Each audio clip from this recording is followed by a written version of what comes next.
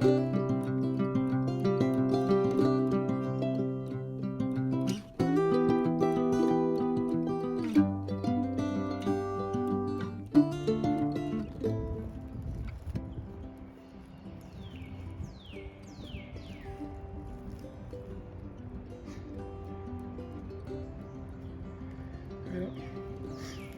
lot of these hydrangeas got severely damaged in the last frost, but it looks like some of them are coming back.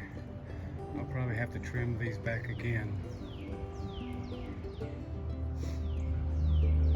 All of the jonquils have finished.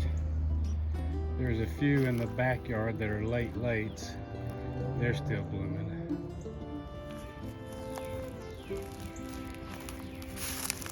Most of these hydrangeas did pretty good. There might be a few of them that I'm going to have to trim back again.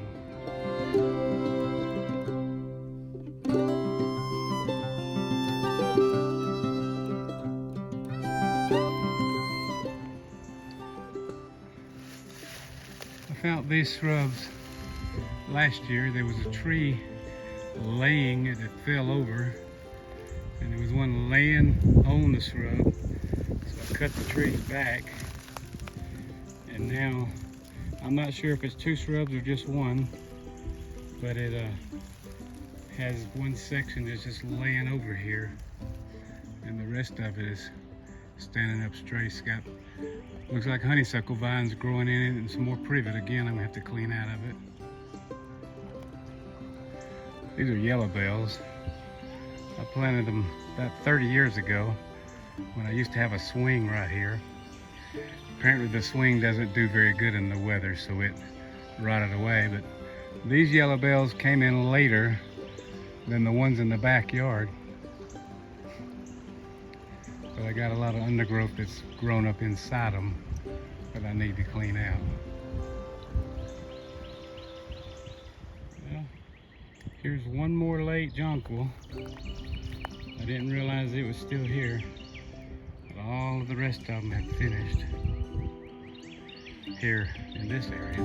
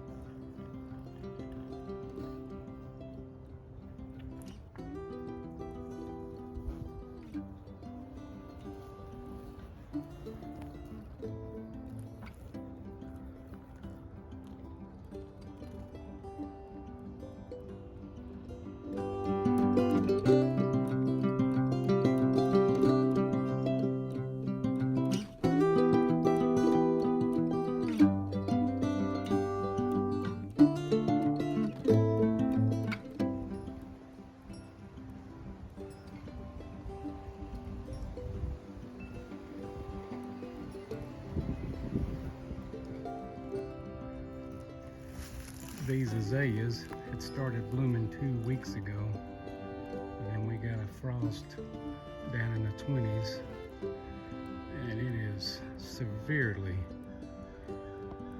damaged the blooms. This is a white azalea. It is just barely starting to bloom out. Oak leaf hydrangea. This plant is 20 years old, but it was covered up with the wild shrubs that were growing back here, so it is barely staying alive. So the Helleborus is pretty much finished its blooms for the year. Here is a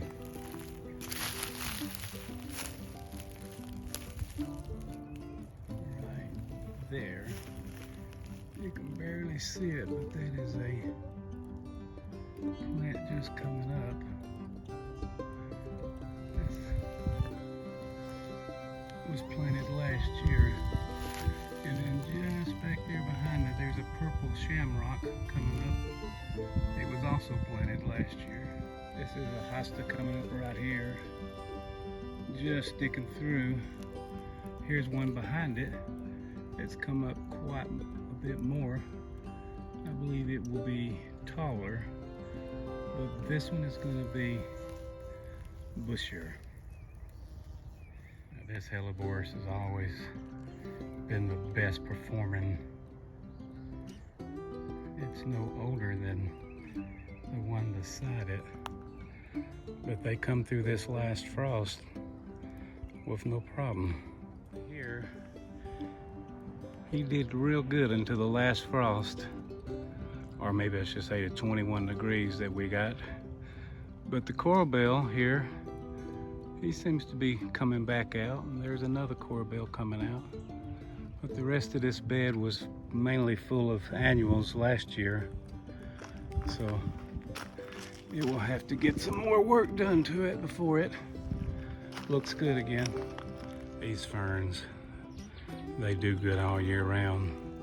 I want to say they're called autumn ferns. And of course, the Helleborus right there, those two, they just stay that size. They never get any bigger, but they're doing okay.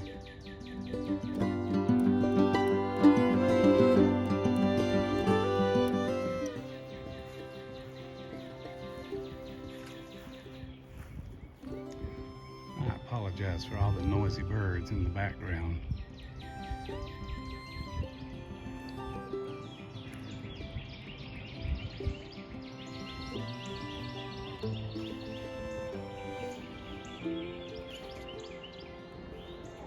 Dogwood trees are just trying to bloom out.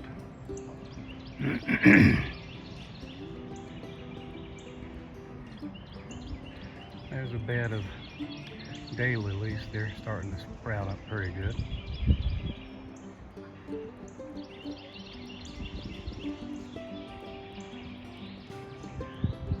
And there's the bluebird house. There. Had visitors to it last year, but nothing this year. This Japanese maple is just starting to come out. It is just as pretty in the spring as what it is in the fall. Of course, there's the big Hydrangea bush. I never trim it. I leave the foliage on it until the new ones come in June, and then they naturally fall off.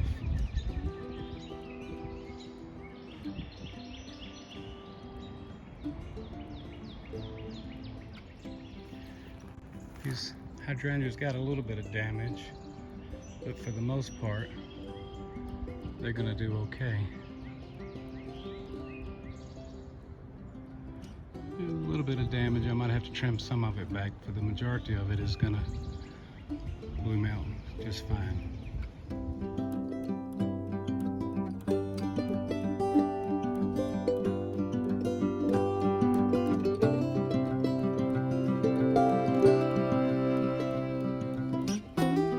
This is a stone crop, at least that's what I call it. It's a full sun plant, and when I first planted it here, it was in full sun. Looks like I'm gonna have to move it this year because it's already in the shade. The juniper tree over here has gotten so big that it's not getting full sun. This is a daylily bed, and when I first planted it, it was in full sun. So I've come back and got some yellow canna lilies here on the background side, or the back side of it. And this right here is a spiderwort. It's about the biggest thing in there right now. But again, the trees are shading it out too much. It's not going to be full sun. I'm going to have to dig a lot of this up and replant it. That's another type of the spiderwort plant. It blooms purple blooms. Of course, the majority of this is daylilies. There's about 7 or 8 different varieties of daylilies in this bed.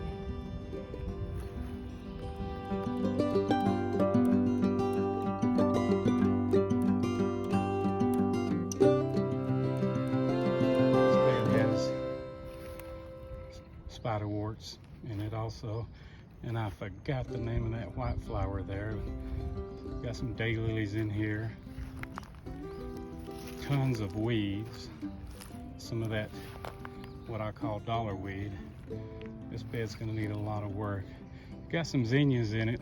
They haven't poked through yet. I tried to cover up as much last year to try to keep some of the weeds down, but still, those dollar weeds, they love to take over.